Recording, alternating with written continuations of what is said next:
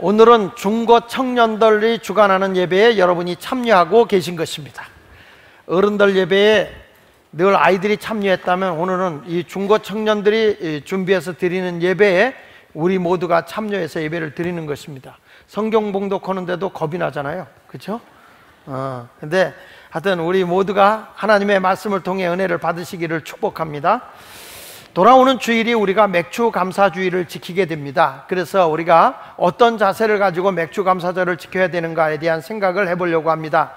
하나님께서 하나님의 이스라엘 백성들에게 세 가지 명절을 허락했는데, 애굽에서 나올 때에 저들이 하나님의 능력으로 애굽에서 해방받아 나오잖아요. 그때 그 해방절을 기념하기 위해서 드리는 절기가 유월절이고요, 무교병이라고도 하는데, 무교병, 누룩이 들어가지 않은 떡을 먹는 날이라 그래서 무교병절이라고도 하는데, 무교절이라고도 하는데, 이 날이 바로 유월절이고, 그 다음에 이스라엘 백성이 애굽에서 나와서 저들이 하나님의 약속한 가나안 땅에 들어가서 이제 그 유월절이 지난 50일째 되는 날 첫 수확을 해요. 그래서 그들의 밀과 보리를 수확하고 첫 열매를 거두고 이제 저들이 하나님 앞에 감사를 지킨 것이 맥주 감사절입니다. 그래서 맥주절을 지키라 그랬고, 연말에 가면 모든 것을 수확하고 나서 하나님이 주신 젖과 꿀이 흐르는 땅에서 많은 것을 거두고 수장절이라고 하는 그런 우리가 교회에서 지키는 추수감사주일이죠. 이런 절기를 지키는 그 날이 있습니다. 레위기 23장 16절에 보면 일곱 안식을 이튿날까지 합하여 50일을 계수하여 새 소제를 여호와께 드린다 그랬어요. 여기 보면 그 일곱 안식일이라는 것은 7일 곱하기 7일이니까 일곱 번째 77이 49, 다음 날 50일째 되는 날 안식일을 지킨다, 이 맥주절을 지킨다라는 의미고, 신명기 16장 16절에는 세 번 절기가 있는데, 너희 가운데 모든 남자는 1년에 세 번, 곧 무교절, 칠칠절, 그 다음에 초막절에 내 하나님 여호와께서 택하신 곳에서 여호와를 배우는데 빈손으로 여호와를 뵙지 마라, 이렇게 말씀을 하고 있습니다. 이스라엘 백성이 하나님의 은혜로 애굽에서 나와서 가나안 땅에 들어가서 첫 수확을 거둔 게 맥주절이기도 하지만, 성경을 통해서 보면 저들이 그 애굽에서 나와서 첫 번째 50일째 되는 날 받은 것이 십계명이에요.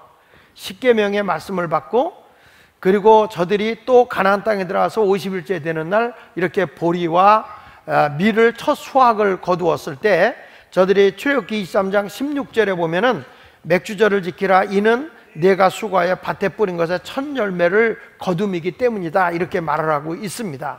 그러니까 가나안 땅에 들어가서 첫 번째 수확을 거두고 감사절을 지키라 했고, 신약에 와서 이 50일째 되는 날 지킨다 그래서 오순절이라고도 하거든요. 한번 따라해 봅시다. 칠칠절, 맥주절, 오순절, 이건 다 같은 절기예요. 이름을 그렇게 하면 돼요. 오순절에 와서는 성령 강림을 통해서 교회가 세워지죠. 그래서 이 맥주절은 교회 생일날이기도 합니다. 자, 그런데 저는 어저께 하나님의 말씀을 묵상하면서 밤늦게까지 책을 읽다가 놀라운 걸 발견하게 된 거예요. 왜 하나님께서 이러한 절기를 우리에게 지키라고 했을까라고 하는 것을 볼 때, 하나님께서는 하나님의 택하심을 받은 백성들의 내면의 세계가 아름답길 원하는 거예요.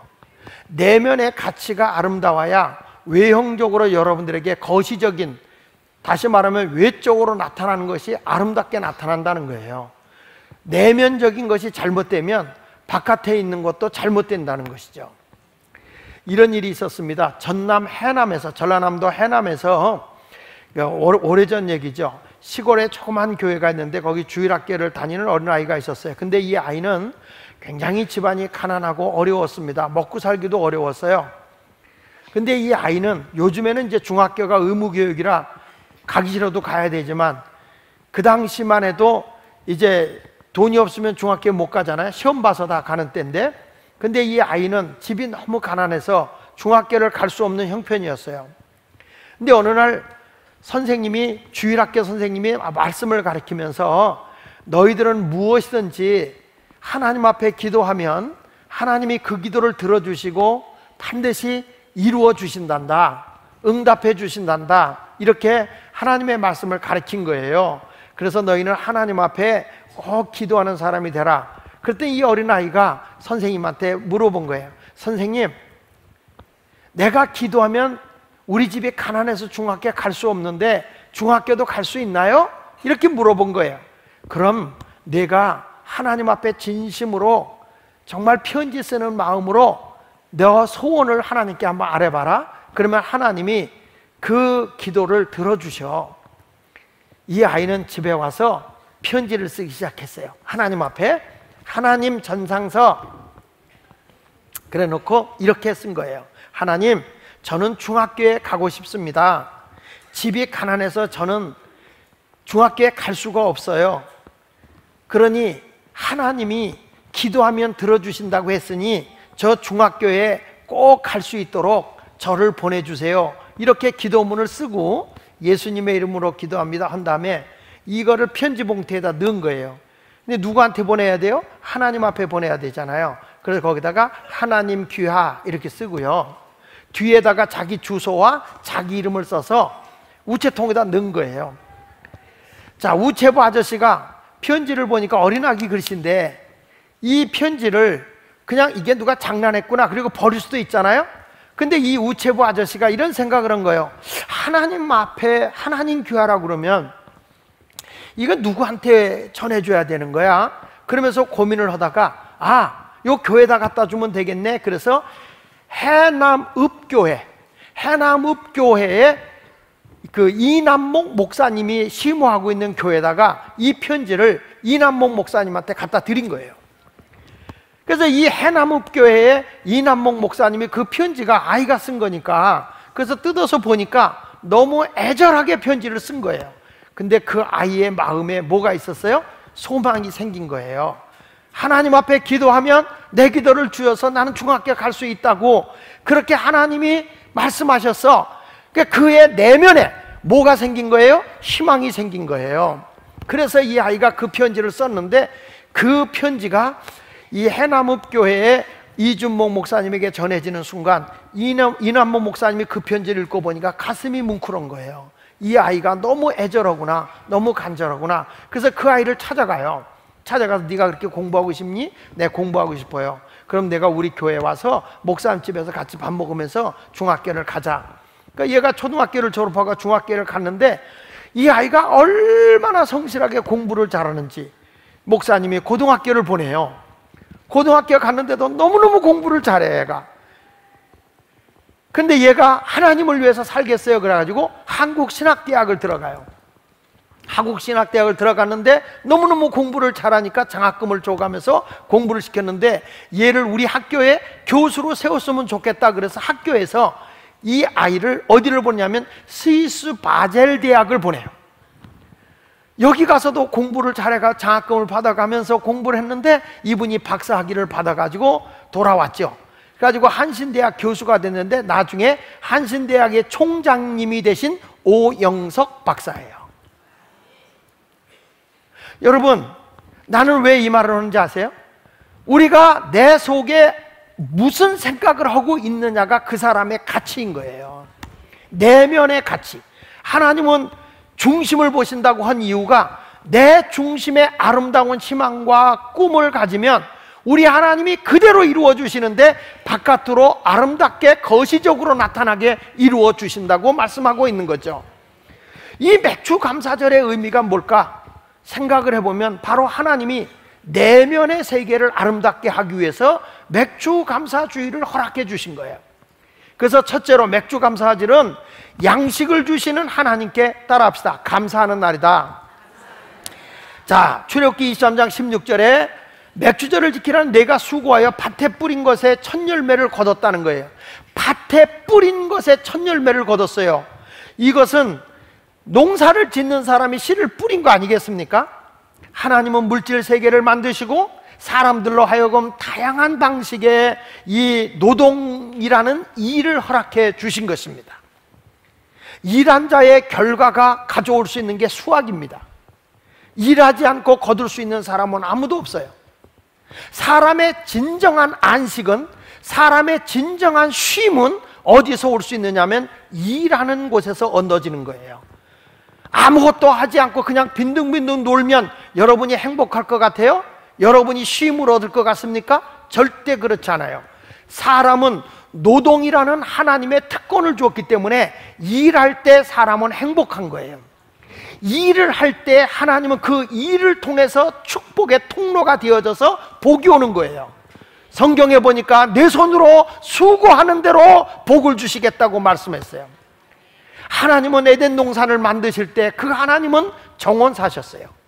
예수님은 이 땅에 오셨을 때 목수로 오셨어요. 그냥 노는 빈둥빈둥된 분으로 오신 게 아니에요. 일하시는 분이신 거예요. 나는 여러분들이 진정으로 세상에서 행복하기를 원한다면 주어진 일에 열심히 일하는 사람이 됐으면 좋겠어요. 그것이 여러분들의 복을 받는 조건이 되는 것입니다. 창세기 1장 28절에 보니까 하나님이 그들에게 복을 주시며 하나님이 그들에게 이르시되 생육하고 번성하여 땅에 충만하라. 땅을 정복하라. 바다의 물고기 하늘의 새와 땅에 움직이는 모든 생물을 다스리라. 야, 너 그냥 준 거 그냥 걷어서 먹어라 그러지 않았어요? 하나님은 내가 번성해야 된다. 그래서 땅을 충만하라. 그리고 땅을 정복해라. 그리고 다스려라. 다스리라는 말은 경영해라, 운영해라, 일을 하는 거예요. 일을 하는 거예요. 여러분, 일하는 자에게 하나님이 복을 주는 거예요. 그래서 직업을 얘기할 때 종교개혁자인 마틴 루터는 컬링, 소명이라고 얘기했어요. 직업은 하나님이 주신 소명인 거예요. 그걸 잘 해가지고 여러분이 어떤 일을 이루어내는 것, 그것이 하나님이 주시는 안식인 거예요. 여러분, 내면의 가치를 가질 때 어떤 사람이 되라는 겁니까? 감사하는 사람이 되라는 겁니다. 내면의 가치가 감사하게 되면, 다시 말하면 긍정의 삶을 살게 되면 하나님께서는 어떤 사람이 되게 하느냐 그랬더니 우리 하나님께서 여러분 1000대까지 은혜를 베풀어 준다는 거예요. 1000대까지. 정말 놀라운 거예요. 사람이 감사하고 사는 것이 얼마나 귀한 일인지 몰라요. 원망하고 불평하는 사람은 성경에 보면 다 하나님이 멸해버렸어요. 그런데 긍정적이고 소망적이고 감사하고 살아가는 사람은 하나님이 다 영광스럽게 해줘요. 영화롭게 해주세요. 성경 말씀 시편 50편 23절에 보면 감사로 제사를 드리는 자가 나를 영화롭게 하나니 그 행위를 옳게 하는 자에게 내가 하나님의 구원을 보인다고 시편 50편 23절에 말씀을 하고 있어요. 여러분, 감사의 제사를 드리는 자, 감사하고 살아보십시오. 감사가 하나님을 영화롭게 하는 거예요. 내 내면의 가치가 외향적으로 아름답게 나타나려고 하면 감사하라는 거예요. 지금 여러분의 마음에 불평이나 원망이나 짜증이나 미움이나 증오가 내 안에 있다면 여러분은 벌써 멸망의 길로 가고 있는 거예요. 여기서 부정적인 걸 다 뽑아내버리고 긍정적인 사람이 돼야 되는 거죠. 우리 하나님은 외모를 보지 않는다 그랬어요. 중심을 본다 그랬어요. 내 마음을 본다 그랬어요. 우리 하나님은 회개할 때도 겉옷을 찢지 말고 내 마음에 내 속의 마음을 찢으라는 거예요. 겉옷을 찢지 말고 내 마음을 찢으라는 거예요. 내 마음이 부정적이고 원망적이고 불평으로 꽉 찼고 분노와 짜증으로 꽉 차 있는 사람은 앞으로 나타날 건 분명해 멸망이야. 거시적으로 나타나는 거라. 그 우리 하나님이 이스라엘 백성들에게 야, 너희가 뭘 해야 되는지 아냐? 감사해야 되는 거야. 뭐 하나 거두고도 감사하고 살라는 거예요. 어떻게 사시나요? 우리 아이들도, 우리 중고등학생 청년들도 내 뜻대로 안 될 때 막 불평하고 입이 오리사춘이 돼가지고 이만큼 튀어나와가지고 막 중얼중얼하고 산다면 그거는 오래가지 않아 불행으로 나타나는 거예요. 부부간에도 서로 감사하고 서로 존경하고 긍정적으로 살아보십시오. 가정은 하나님의 영광을 받을 만큼 영화롭게 모든 것이 나타날 거예요. 그래서 우리 마음에 원망과 불평은 버리라는 거예요. 하나님이 이스라엘 백성들에게 그 힘들게 고생해서 왔는데 첫 것을 자기들이 농사해서 야, 수확을 얻었어, 우리 잔치하자 그럴 만한데 아니야. 하나님이 주셨으니 하나님께 감사하라는 거예요. 내면의 세계에 어떤 마음이 계속 넘쳐나야 되느냐? 감사하는 마음이 넘쳐나는 여러분이 되시기를 축원합니다. 할렐루야. 그래서 사람 만날 때마다 아유, 함께 해주셔서 감사합니다. 뭐든지 감사합니다. 오늘 안내하는 분들 오면 아유, 안내해 주셔서 감사합니다. 이렇게 와주셔서 감사합니다. 오늘 밥 먹을 때도 아유 감사합니다 그래야지. 아이고 반찬도 더럽게도 해놨네 이러지 마시고.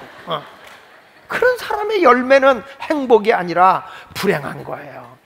똑같은 걸 보고 감사하는 사람은 감사한 거예요. 병원에 가보세요. 아무리 맛있는 걸 줘도 입맛을 다 잃어버린 분들이 그래. 밥맛이 쓰되 밥맛이 쓴 적은 없어. 그대로야. 밥맛은 내 입맛이 쓴 거지. 근데 꼭 밥을 탓합니다. 왜 이렇게 반찬이 왜 이러냐? 반찬이 그런 게 아니야. 내 입맛이 틀려 먹은 거지. 나를 탓해야 되는데 남을 탓하는 거예요. 배고파봐요. 밥맛이 무슨 맛? 밥맛이야. 뭘 꿀맛입니까? 밥맛이지. 그래도 그게 맛있는 거야. 그냥 맛있는 거야. 그래서 감사하고 사는 게 복이다. 이걸 잊지 않길 바랍니다. 두 번째 가서는 맥주 감사절은 뭐냐? 십계명을 주신 날이잖아요. 그 하나님의 말씀에 순종하는 거예요. 출애굽기 23장 17절에 매년 3번씩 주여께 감사하라는 것입니다. 근데 여러분 보십시오. 이게 그날은 십계명을 주셨잖아요. 이 십계명을 줬는데 이 계명의 근본적인 법이 뭐냐면 1계명부터 그 4계명까지는 하나님을 사랑하라는 거예요. 10계명 중에 1계명부터 4계명까지는 하나님을 사랑하라는 거예요. 5계명부터 10계명까지는 인간을 사랑하라는 거예요. 그래서 이게 한마디로 얘기하면 하나님 사랑, 이웃 사랑이에요. 그러니까 이 10계명에서 담겨있는 내면의 가치가 뭐냐면 따라합시다. 사랑. 다시 한번 사랑. 내가 하나님을 사랑이라는 건 지난번도 얘기했지만 나를 희생해서 남을 행복하게 하는 게 사랑이에요. 좋아하는 것은 나를 유익하게 하는 게 좋아하는 것이고 사랑은 나를 희생해서 남을 행복하게 하는 게 사랑인 거예요. 그래서 사랑은 눈물의 씨앗이라는 거예요. 내가 희생해서 남을 행복하게 하는 거니까. 그런데 여러분 사랑을 하잖아요. 하나님의 사랑 10계명을 지키잖아 내 안에서. 그러면 하나님이 그때부터 막 은혜를 주는데요. 출애굽기 20장 6절에 보니까 이렇게 말하네요. 나를 사랑하고 내 계명을 지키는 자에게는 뭐라고 그랬어요? 1000대까지 은혜를 줘요. 내 자자손손이 다 하나님의 은혜를 입고 살아간다는 거예요. 나는 이 맥주 감사절이 그냥 감사절이니까 봉투에다 헌금 이렇게 넣어가지고 맥주 감사 이게 아닌 거예요. 여러분의 마음에서부터 내면으로부터 사랑이 바깥으로 쫙 나와야 되는 거예요. 어저께 이 말씀을 묵상하면서 제가 책을 밤늦게까지 거의 새벽녘까지 책을 이렇게 쭉 보고 있었는데 그때 내 마음에 하나님이 강하게 주신 메시지가 이거였어요. 내면의 가치를 끌어올려라. 내면의 가치를 끌어올리는 것이 그게 외형적으로 거시적으로 크게 아름다운 거로 나타나는 거다. 그러니까 너희 교인들이 이 맥주 감사절에 뭘 해야 되냐? 감사하는 마음, 사랑하는 마음. 그 오늘부터 미워하는 마음을 다 버리세요. 이거 왜 아멘을 안 해요? 옆 사람 얼굴 좀 보고 해봐요. 자, 사랑합니다 해보세요 한번. 미워하지 말고 사랑합니다. 교회 와도 꼭 누구 오고 앉아야 되냐면 아주 미운 사람하고 같이 앉아야 돼요. 성경에 보니까 내가 그 사람을 축복을 해줬는데 축복을 받을 만한 그릇이 안 되면 빈 자에게 축복이 온다 그랬잖아요. 그러니까 교회 와서 이렇게 보면 이 인간은 절대로 복을 못 받을 인간이다. 그 옆에 앉은 거예요. 그 옆에 앉아서 내가 받고 싶은 복을 그에게 막 빌어줘. 그 사람은 받을 준비가 안 됐으니까 누구한테 와? 나한테. 그러니까 옆 사람 한번 봐요. 복 받게 생겼어요? 못 받게 생겼어요? 복 받게 생겼어요? 못 받게 생겼어요? 받게 생겼으면 자리를 잘못 앉은 거예요. 이것은 뭐냐면 우리 마음에 어떤 사람과 담을 쌓지 말라는 거야. 네가 빌어주면 그 사람이 준비가 안 됐으면 복은 너한테 오는 거고 그 사람이 준비되어 있으면 그에게 복을 받게 된다는 거예요. 그래서 사랑을 하라. 쉽게 이 맥주 감사절은 뭐 하는 거냐? 내 마음에 막 사랑이 넘치는데 하나님을 사랑하는데 마음을 다하고 목숨을 다하고 뜻을 다해서 하나님을 사랑하고 이웃을 사랑하는데 그와 똑같이 마음을 다하고 목숨을 다하고 뜻을 다해서 하나님을 사랑하면 1000대까지 은혜가 온다. 성경 말씀 요한일서 3장 23절로 24절에 보면 그의 계명은 이것이니 곧 그 아들 예수 그리스도의 이름을 믿고 그가 우리에게 주신 계명대로 뭐 할 것이니라? 서로 사랑할 것이니라. 서로 사랑. 하나님의 계명이 한마디로 얘기하면 사랑이에요. 사랑. 서로 사랑하는 거예요. 그의 계명을 지키는 자는 주 안에 거하고 주는 그 안에 거하나니까. 무슨 얘기예요? 주님이 내 안에, 내가 주 안에. 우리 이런 말해요. 네 것도 내 거, 내 것도 네 거 그러잖아요. 근데 내가 주 안에 거하면 주님 것도 내 거, 내 것도 주님의 것. 그렇게 아멘 해가지고는 다 뺏기겠어. 네. 주님이 우리와 늘 함께 하시겠다는 거예요. 우리에게 주신 성령으로 말미암아 그가 우리 안에 거하신 줄 우리가 아느니라. 그러니까 우리 주님이 우리와 동행해 주신다는 것이죠. 사랑하는 여러분, 이제 내가 맥주 감사 돌아오는 주일날 지킬 때 우리 모든 성도님들이 내면에서부터 감사가 나타나길 바라고, 내면에서부터 모든 사람에게 담쌓지 말고 사랑하십시오. 사랑을 하면 거시적으로 하나님이 천대까지 은혜를 주고 하나님이 그냥 선한 목자가 되어서 푸른 초장으로 실만한 물가로 위대하게 인도해 주실 줄로 믿습니다. 마지막으로는 이 맥주 감사절이 오순절인데 성령 강림이에요. 그래서 이 성령 충만한 날이거든요. 성령은 왜 줍니까? 사도행전 1장 8절에 보니까 오직 성령이 너에게 임하시면 너희가 권능을 받는다는 거예요. 그러니까 성령이 오면 내 안에 뭐가 나타나느냐? 능력이 있어요. 능력이. 사도행전 2장 1절로 4절에 보니까 오순절 날이 이름에 그랬잖아요. 77절, 맥추절, 오순절 그랬잖아요. 그러니까 신약에 와서 이 맥추절은 오순절 날인데 이날이 바로 성령 강림한 교회 생일날이에요. 그들이 다 같이 한 곳에 모여서 기도했는데 호련히 하늘로부터 급하고 강한 바람 같은 소리가 있어 그들이 온 집에 가득하며 마치 불이 혀처럼 갈라지며 그들에 모여 각 사람이 하나씩 임하였더니 그들이 다 성령의 충만함을 받고 성령의 말하게 하심을 따라 다른 언어들로 말하기를 시작했다. 여러분, 이 성령 강림을 뭐와 같다 하냐면 바람과 같은 소리가 있다 그랬어요. 구약에는 성령을 루하라고 그러고 신약에 와서는 성령을 푸뉴마라고 하는데 이 뜻이 뭐냐면 한번 따라해 봅시다. 바람, 생기, 성령, 이런 뜻을 가지고 있어요. 바람, 생기, 생령, 성령, 이런 뜻을 가지고 있는 게 이제 구약에선 루하, 신약에선 푸뉴마라고 그러거든요. 사람이요, 사람에게 잘못된 바람이 들면 안 되죠. 내 아내를 놔두고 딴 여자하고 놀면 뭐가 난 거예요? 바람 난 거라고 그러잖아요. 내숭 떨지 말고. 예? 자, 내 남자를 버리고 딴 남자하고 놀아라. 그 여자 뭐 난 거예요? 바람 난 거예요. 이거는 악한 영의 지배를 받은 거예요. 이게 잘못된 거예요. 바람 난 거예요. 자, 이건 무슨 바람 난 거예요? 이건 무슨 바람 난 거예요? 이건 춤바람 난 거예요. 춤바람. 이런 바람은 다 사람을 멸망의 길로 가게 하는 거죠.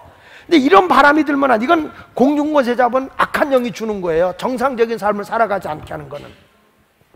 그런데 성령의 바람이 우리에게 들어오면 사람이 어떤 사람이냐면 능력의 사람이 된다는 거예요. 능력의 사람이 나타나요. 여러분 보세요. 악한 영의 지배를 받으면 더러운 영이기 때문에 막 더러워 세수도 안 하고 깨끗한 물은 자기를 죽이려고 해서 깨끗한 물을 안 먹고 더러운 물을 마셔요. 그래서 이 더러운 영이라는 게 미친 사람들이 깨끗하게 하고 삽니까? 여러분 미친 분들 보셨죠? 에? 그분들이 깨끗하고 화장하고 다니는 거 봤어요? 하는 분이 있어. 그 전에 여기 우리 앞에 다니는데 화장 위에 화장하고 화장 위에 화장해. 지운 게 아니라 그냥 화장 위에 화장, 화장 위에 화장, 더덕더덕 더러워. 그래서 더러운 영이야. 너도 누더기 옷을 입고 목욕도 안 하고 겨울에 여름 옷 입고 여름에 겨울 옷 입고 걸친 것 위에 더 걸치고 더 걸친 것 위에 더 걸치고. 이게 왜냐하면 더러운 영이 들어가서 그래요. 자기 영이 아닌 거예요. 근데 여러분 바람 같은 성령이 역사하면 막 새로운 역사를 하는데 성경에 보면 이런 말씀이 나와요. 이스라엘 백성이 홍해를 건너가야 되는데 자기 힘으로 건너갈 수가 없어요. 그때 하나님께서 출애굽기 14장 21절에 보면 모세가 바다 위로 손을 내밀고 기도하는데 큰 동풍이 불었다는 거예요. 큰 동풍이 밤새도록 바닷물을 물러가게 하셨다. 여러분 이 큰 동풍이 구약의 원문 성경에 보면 루하라고 그랬어요. 바람, 성령, 하나님의 바람을 분 거야. 바람을 불어서 너무 센 바람, 이렇게 물을 여기다 떠놓고서 후 불면 이렇게 물이 이렇게 갈라지거든요. 하나님의 바람이 워낙 세니까 물이 갈라진 거예요. 그래서 마른 땅이 되져서 이스라엘 백성이 건너간 겁니다. 나는 이게 무슨 역사냐면 내면에 성령의 능력을 갖잖아요. 그러면 우리가 가야 할 길을 하나님이 열어주신다는 거예요. 할렐루야. 보십시오. 내면에 성령의 능력이 있는데 길이 열리는 거예요. 가야 할 길이 열리는 거예요. 내가 어디로 가야 될지 몰라. 근데 하나님 길을 열어. 여러분, 내가 신당동으로 온 것조차도 하나님의 은혜야. 내가 일로 목회하러 온다고 계획한 적이 없었어. 근데 하나님이 이 길을 열어서 일로 오게 되는 거예요. 여러분들이 우리 이 신당동에 와서 살 거라고 태어날 때부터 결심한 분 있어요? 없지요? 우리 아들이 하는 얘기가 있어요. 아버지, 왜 신당동에서 목회를 시작했어요? 그래. 그거는 내 마음이 아니야. 하나님이 갈 길을 인도하는 거예요. 한 번은 이 지역에 있는 목사님이 저한테 그런 얘기, 장 목사, 내가 이쪽에서 목회하다가 말이야, 내가 대전으로 내려갔는데 우리 집사람도 같이 들었어요. 너무너무 좋아. 여기 있는 사람들은 그냥 시장에서 열심히 살긴 하는데 억세, 거칠어.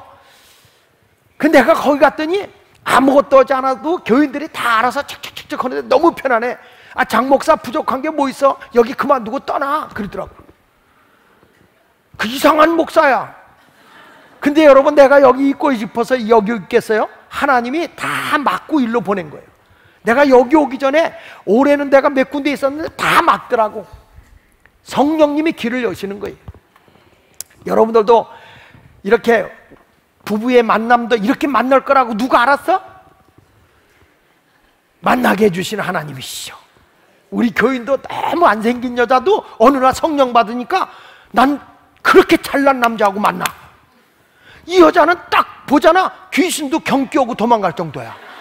그런데도 그렇게 잘생긴 남자하고 만나게 하셔 하나님이. 정말 놀라워. 우리 교인도 보면 요즘에 그런 분이 있어요. 야, 저 남자 정말 저런 아내 훌륭한 여자를 만나. 이건 진짜 하나님의 은혜다. 저 사람은 장가 못 갈 줄 아는데 그렇게 훌륭한 여자를 만났다. 그게 뭐예요? 하나님의 만남이셔요. 길을 여시는 하나님. 아멘. 성령의 바람이 불면 능력에 의해서 길이 열려지는 거예요.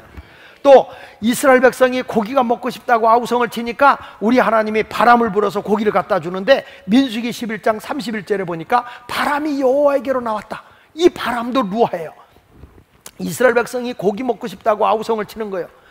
그러니까 하나님이 모세를 통해서 이렇게 말씀하는, 내가 이들에게 고기를 먹여줄 텐데 하루나 이틀이나 닷새나 열흘이나 20일이 아니라 한 달 동안 아예 코에서 입에서 질리도록 먹여주마. 그랬더니 모세가 기가 막혀. 주여, 장정만 60만이고 노약자와 여성들 아이들 포함하면 200만이 넘어. 200만 명이 넘는데 그들을 한 달 동안 먹이시겠다고 하면 소의 떼와 양의 떼를 모아 자분들 족하며 바다의 물고기 떼를 긁어 모은들 그게 가능하겠습니까? 한 달 동안 먹이겠다니. 그러니까 하나님이 모세 보고, 야, 이 모째째야, 이 모째째야, 하나님의 능력이 그렇게 너처럼 째째한지 아냐? 하나님의 손이 그렇게 짧은지 아냐?